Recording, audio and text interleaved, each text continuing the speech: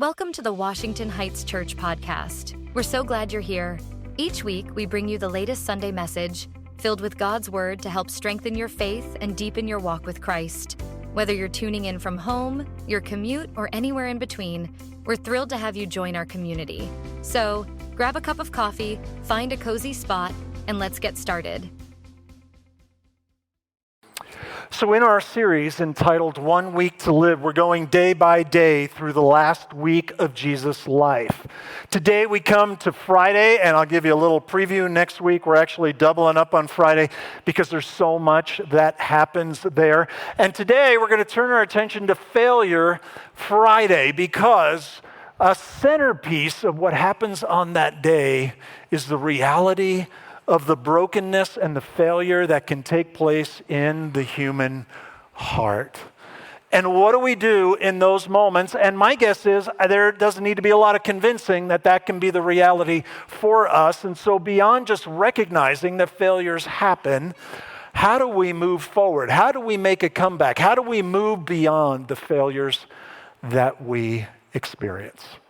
Let me begin by just sharing this with you. And I don't know about you, I like stories of people who have failed but then make a comeback, where they had a difficult time and then they succeed.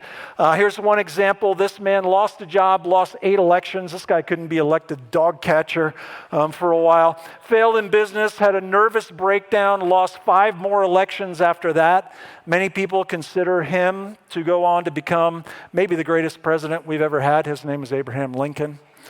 Somebody more recently, and this is a lady who was unemployed. She was a single mom, struggled with depression, contemplated suicide. She was on welfare to survive. And in a statement to a Harvard business gathering, she said, "I was the biggest failure I knew."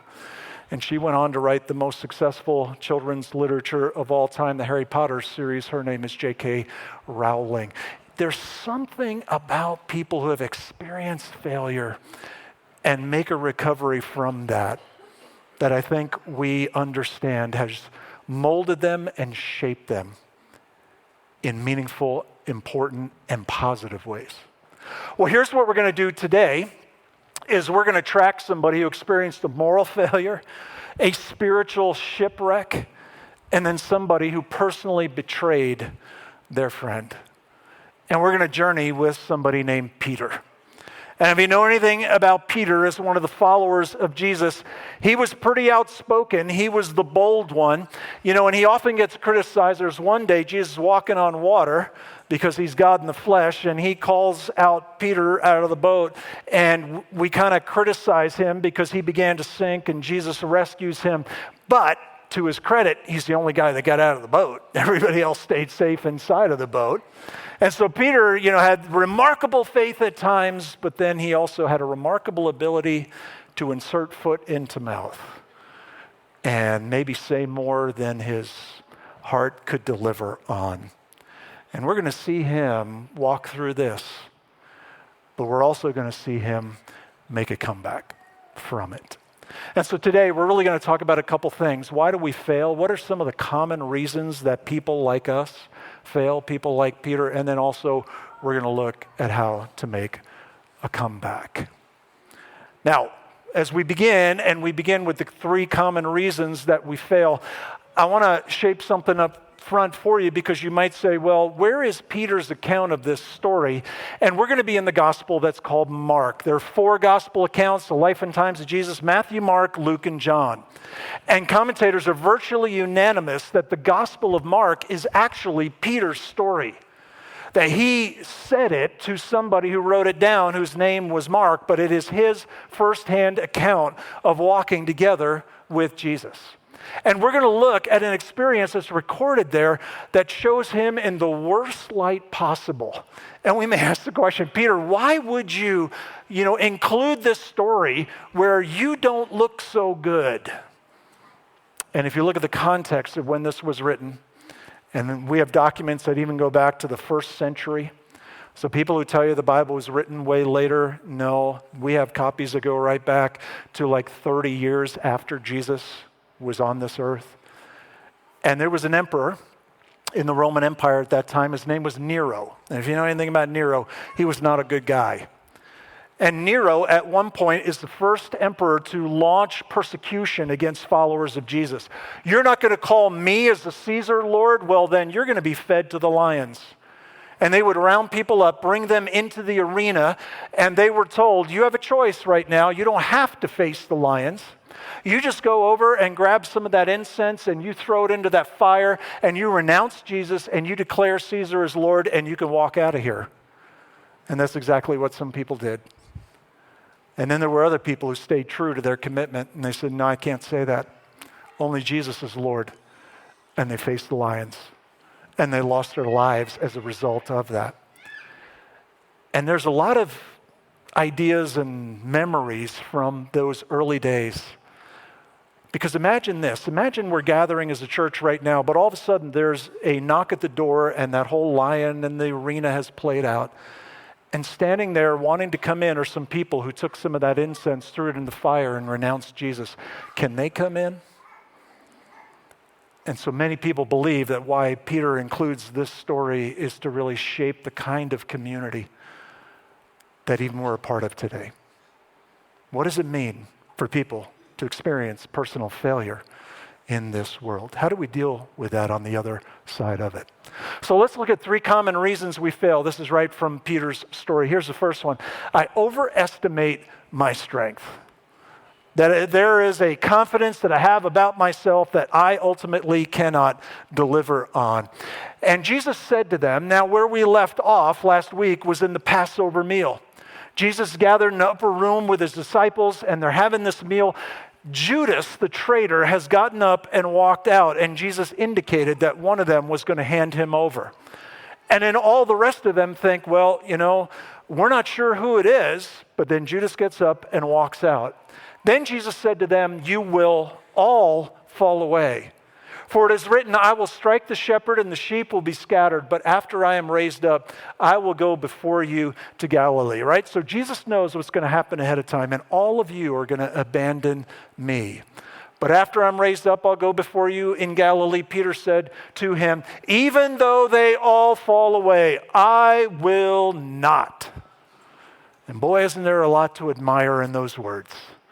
Jesus, I'm committed. I'm all in. I will go to the end, even if it's hard, even if it means my very life. I am with you.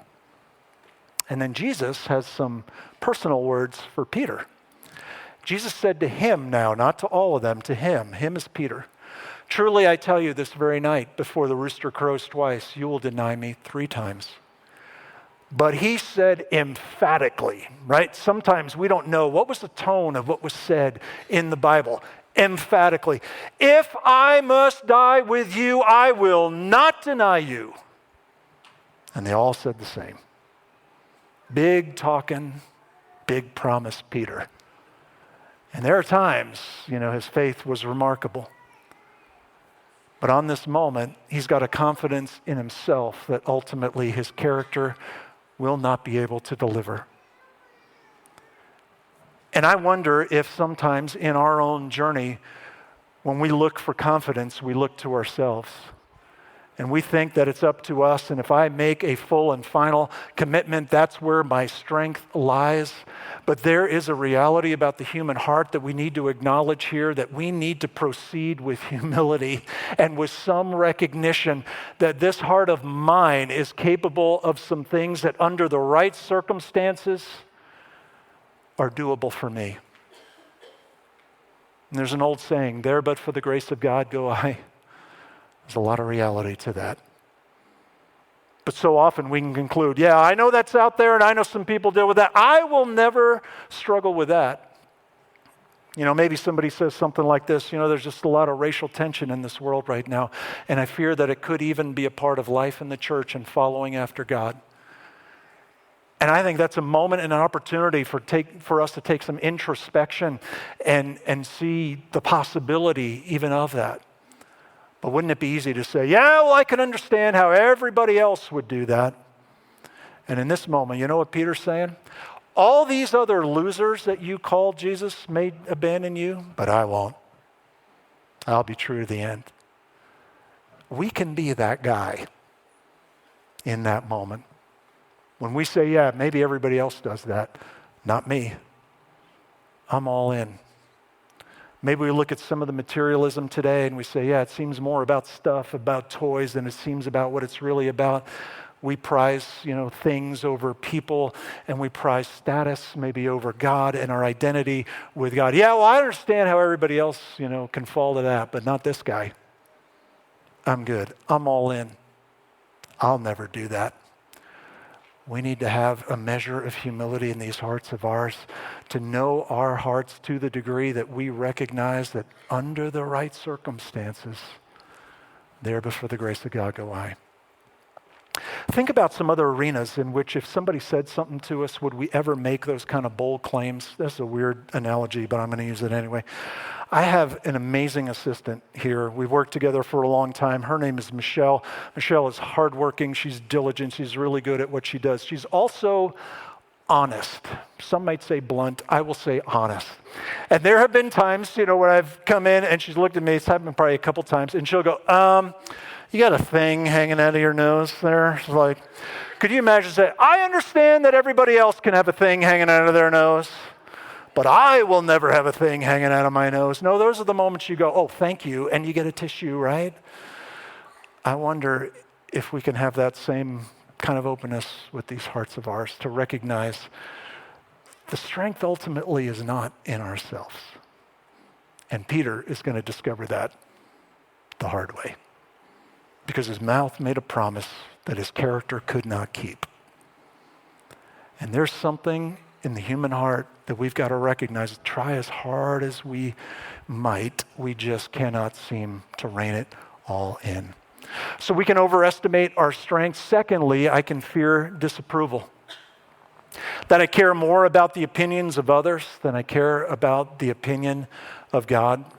And that's part of Peter's story as well. Check this out. I think we jumped ahead. Let's back up one.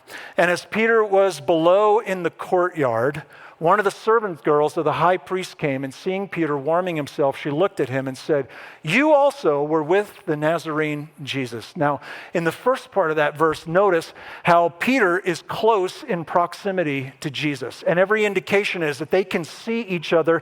And he has now been brought in. He's been arrested. They left the Passover meal. They went to the Garden of Gethsemane. That's where Judas brought the religious leaders and some guards to arrest Jesus. He's now been taken to where the official court is, and they've begun to try him, to question him, and Peter can see him. And then this happens. A girl, and the indication is she's probably a young teenager.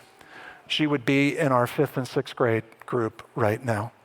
And she says to Peter, hey, you were with him, weren't you? But he denied it. I'll be with you to the very end, Jesus. I'll die for you if I have to. But he denied it, saying, I neither know nor understand what you mean. And he went out into the gateway, and the rooster crowed, and the servant girl saw him and began again to say to the bystanders, this man is one of them. And so now she is gathering some others around, and you can kind of picture this scene. And now Peter has not just a young girl, but also a group of people who are all saying, hey, aren't you one of his followers? And then what does he do? But again, he denied it. The man who said he was all in. The one who said, I'll stick with you, Jesus, even if it costs me everything. I'll stick with you. So let me ask you this question. Whose opinion matters more than God's? And there can be a lot of different pressures and a lot of different ideas. And it can be real easy to value the opinions of others more than it is to value the opinion of God, and to stay true to our commitment to him where he has been true to us.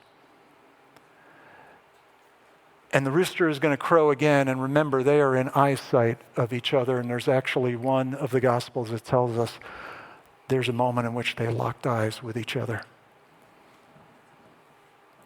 And I wonder what it was that Peter felt and thought about in that moment. Oh yeah, just minutes ago, maybe hours, I said I would die with him. And now I just lied about him and blew him off. Another way that we fail is I speak from insecurity and exhaustion. Here's how it plays out in Peter's story. And after a little while, the bystanders again said to Peter, "Certainly you are one of them, for you are a Galilean."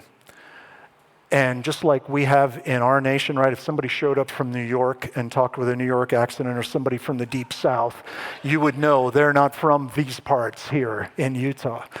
And there they have different dialects and different accents as well. And just by the way he was speaking, he began to invoke a curse on himself and to swear, "I do not know this man of whom you speak." Now, there's a couple interesting words in there, right? There's a curse and there's a swear. Now, swear is our word like a vow or taking an oath, right? Do you solemnly swear to tell the whole truth and nothing but the truth, so help you God? So this is a vow, what he spoke. But there's also the word curse. Now, if you know Peter's background, he was a fisherman. And maybe you think, well, fisherman vocabulary would lend itself in that direction. Maybe he's just using some bad words there. It's worse than that.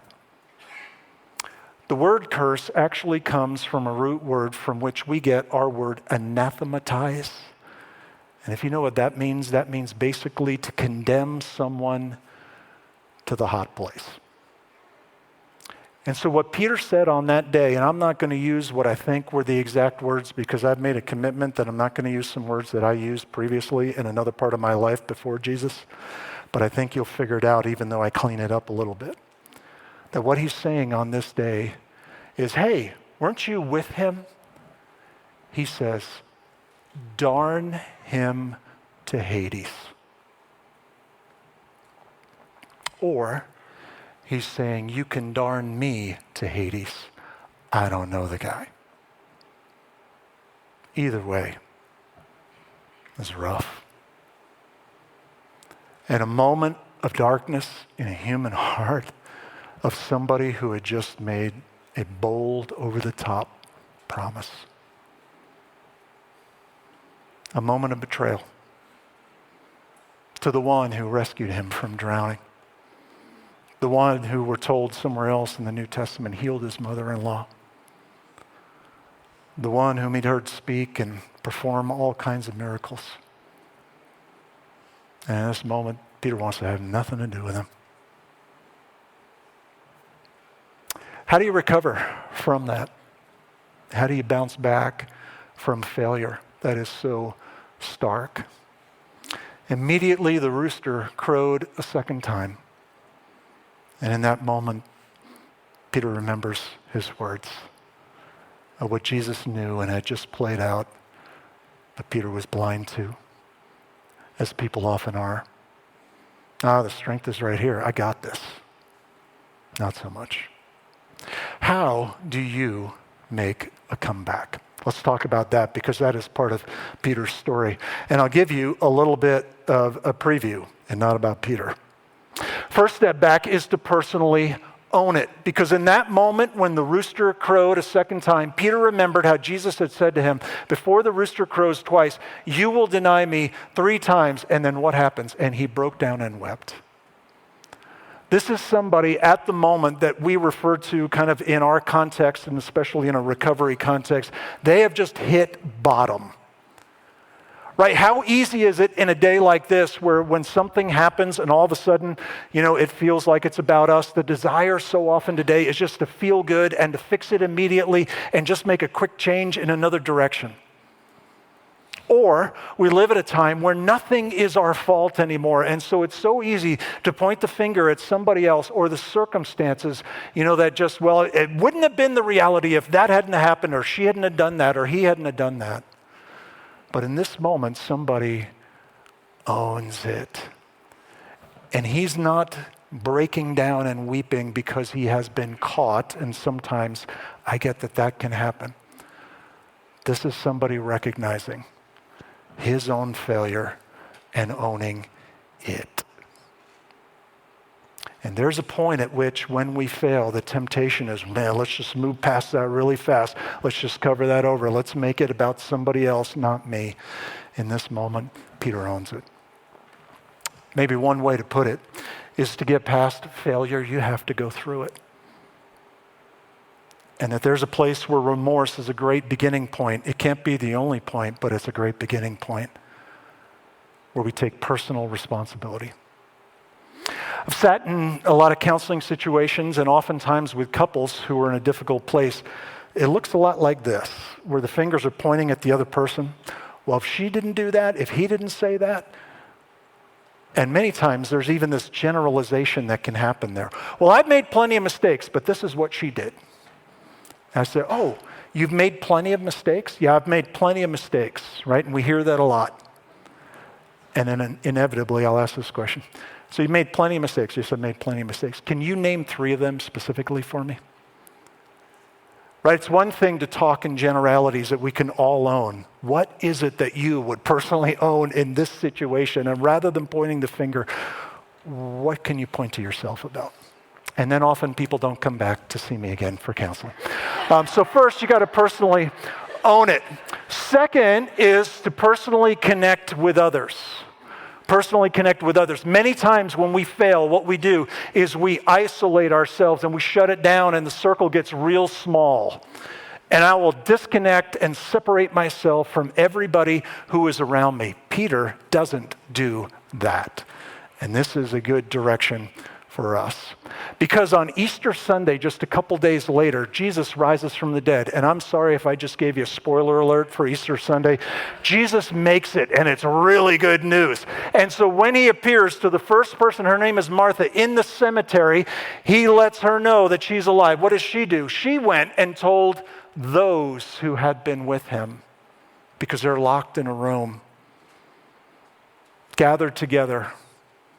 And at that point, they thought it's all over. We thought it was going there. That's not how it ended. And she comes and says, it hasn't ended, but they are gathered together.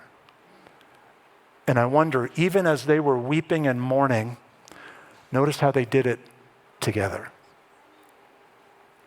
This is the genius of something like a group called Grief Share.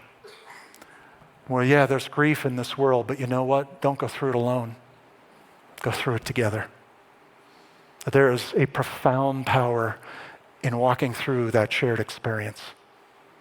No 2 experiences are the same, but there is power in journeying that together. It's the genius of Celebrate Recovery, where broken people come together, all kinds of different failures or struggles, brokenness, but don't go through it alone. Go through it together. It's the genius, really, of small groups. And no matter what you face, that you do not face it alone. And that you go through gathered, not alone. And even in their mourning and weeping, they did it together. So don't isolate. Gather together with others. And then third, personally receive grace. Because that's what happens to Peter. The picture is that after Jesus is crucified and all these events play out, you know where the disciples are, at least the ones that came out of the fishing business? They're back out on a boat fishing. And every indication is they went back to what they knew before, because as far as they were concerned, this whole thing had come to nothing. And might as well pick it up where we left it off 3 years ago when we left fishing to follow Jesus. But now it didn't end up the way that we thought, so let's go back to what we did before. And there's this amazing little detail in Mark's gospel as Peter shares it, and Mark writes it down. Look at this little detail. But go and tell his disciples and Peter that he is going before you to Galilee. Jesus is alive and well. He'll meet you in Galilee. Tell the followers and Peter. Why would he single him out? I think we know. There you will see him, just as he told you. And then there's this incredible picture, because the disciples are out on a boat, back to their fishing business, and it tells us that Jesus shows up and he's on the shore and he is cooking breakfast for his friends, who all scattered. all left him. It tells us in one of the Gospels, Peter jumps out and swims to shore. And the rest of them, they told to put the net down the other side. They catch more fish than they ever have, and they come to shore, and there is this reunion of those who scattered when Jesus needed them the most. And Peter's a little bit reluctant, and Jesus pulls him aside. And what would he say in that moment? The one who made the bold claim, the one who said, I am Peter and I am stronger than all these other guys that you called. And that's not what happened. Jesus didn't say, how dare you? He didn't say, what were you thinking? He didn't say, you better not do that again. He actually asked him a question. He asked the same question 3 times. He said, do you love me? Do you love me? Do you love me? And each time Peter responds, yes. Yes, Lord, I love you. And he reinstates Peter. Who does that?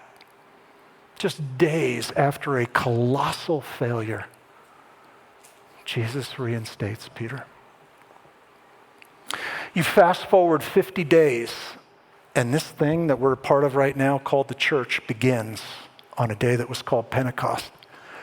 And people are gathered together in Jerusalem, huge amount of people there, and the church begins when somebody stands up and says, this is who Jesus is. He was predicted, he came, he lived, he died, he rose again. And 3,000 people put their hope and their trust in Jesus. You know who delivered that message? Peter, the guy who failed. Peter goes on to become the leader of the early church, and he leads well. He leads effectively. And then one day he is arrested and he's put on trial for his faith in Jesus. And they want him to recant, to say, I disown Jesus, and he would not. And they find him guilty, and they are going to crucify him just like they crucified Jesus. And you know what he told them? I don't even consider myself worthy to be crucified the same way Jesus was.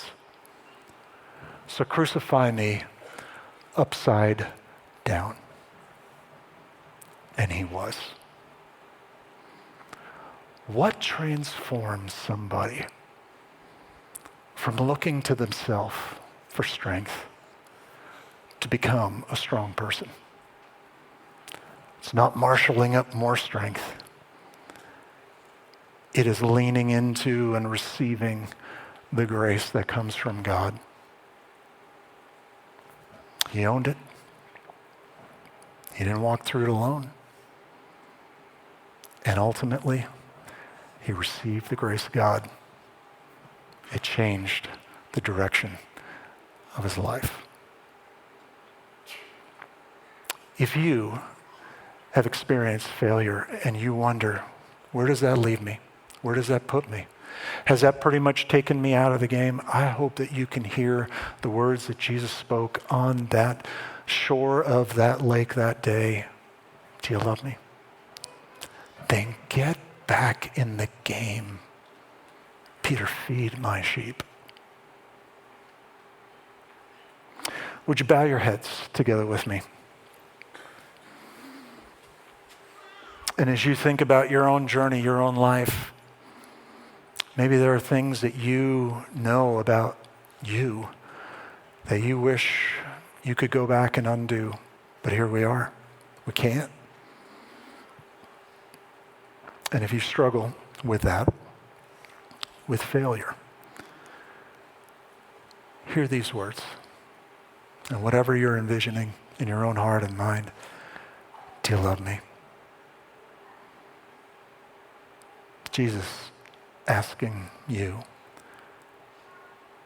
to receive grace, to lean into grace, and to pursue grace. Don't let failure keep you stuck in the past. pursue God's vision for your future. With him, there is something to do. And Jesus' blessing is even greater than our cursing.